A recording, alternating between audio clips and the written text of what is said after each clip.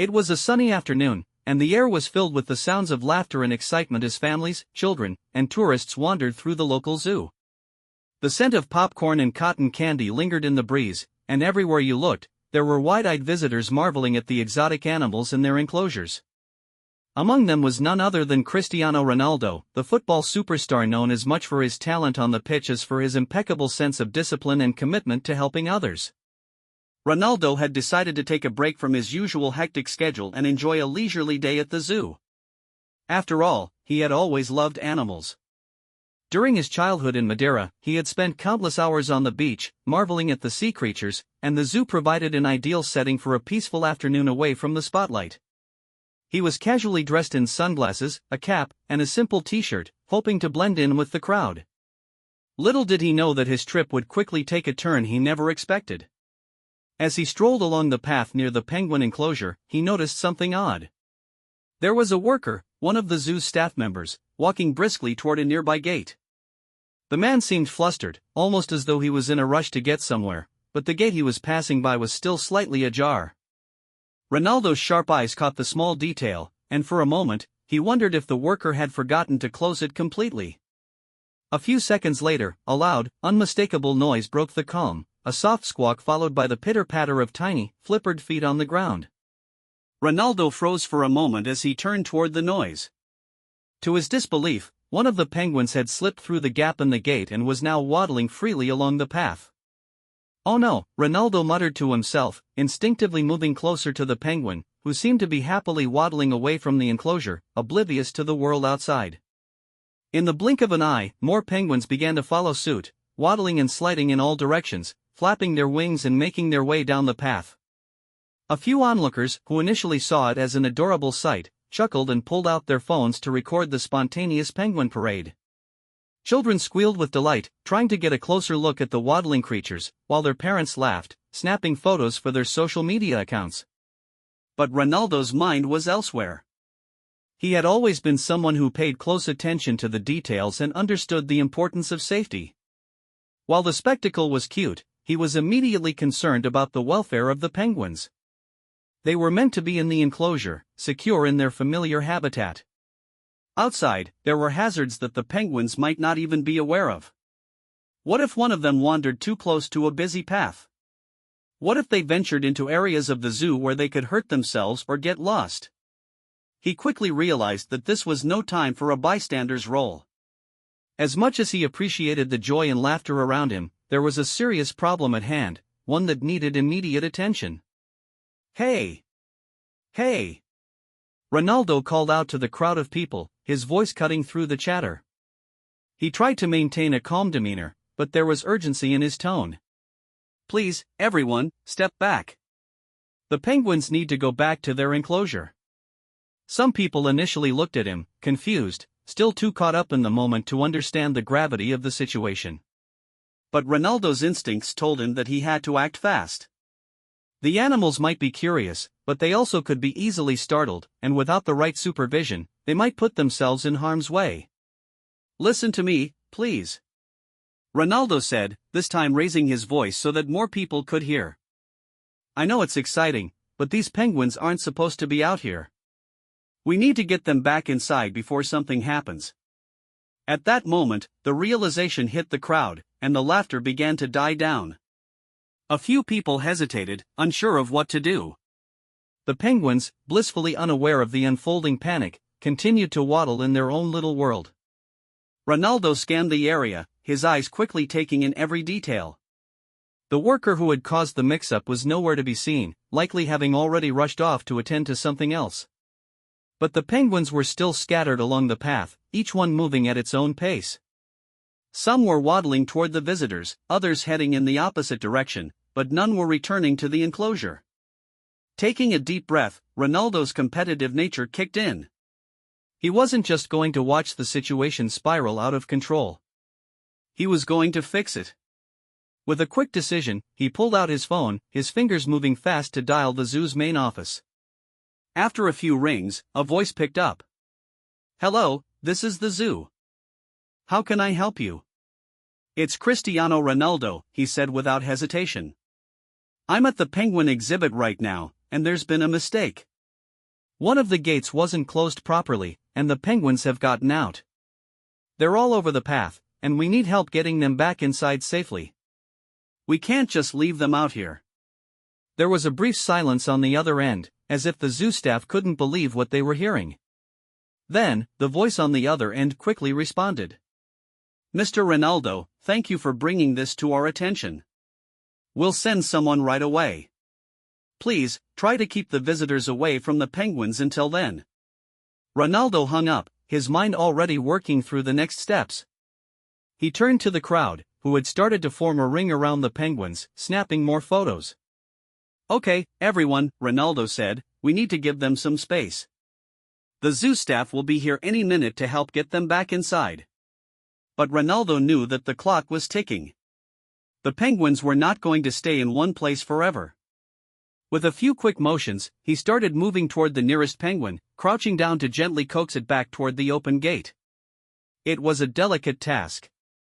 The penguins, as cute as they weren't exactly cooperative. They had no concept of the danger they might be in or the help that Ronaldo was trying to offer. Yet, as he crouched low to the ground, his calm demeanor seemed to reassure some of the visitors nearby. They stopped taking photos and began to clear the space in front of the penguins, following his lead in ushering the animals back toward their enclosure.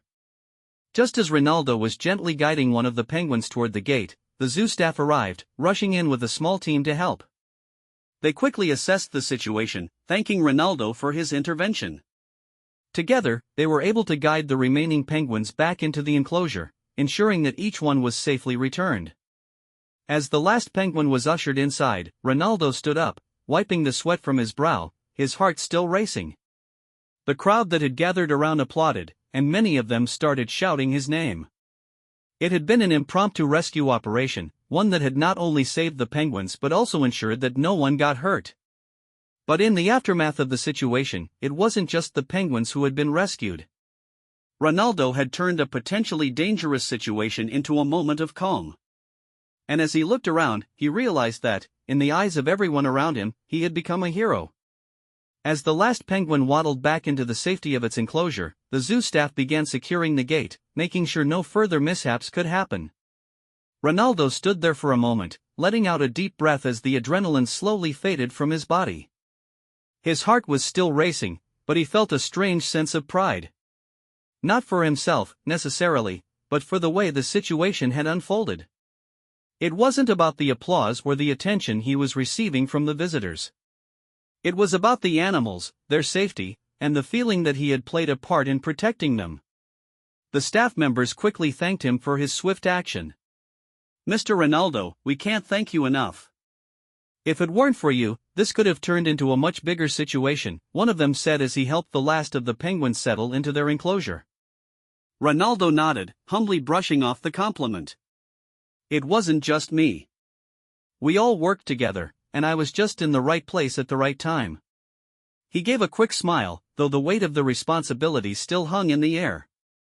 The experience had stirred something in him. He realized that, although his life had been filled with intense pressure on the field, there was a different kind of responsibility that came with being in the public eye. But his attention was soon diverted as a young girl, no more than 8 years old, approached him. She was holding a stuffed penguin in her hands, her eyes wide with excitement. "Are you really Cristiano Ronaldo?" she asked shyly, her voice barely above a whisper. Ronaldo bent down to her level, giving her a warm smile. "Yes, I am. And I'm glad you enjoyed the penguin show.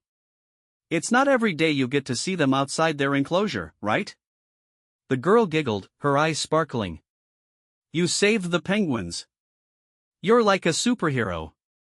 Ronaldo chuckled, gently ruffling her hair. "Well, superheroes are a bit more special than me. But I did what I could to help. The penguins are safe now, thanks to everyone who helped." The girl beamed, holding up her stuffed penguin as if to show Ronaldo how much she appreciated what had happened. "I think you're a hero," she said again, her voice full of admiration. Ronaldo smiled at her, his heart warming at the sincerity of her words.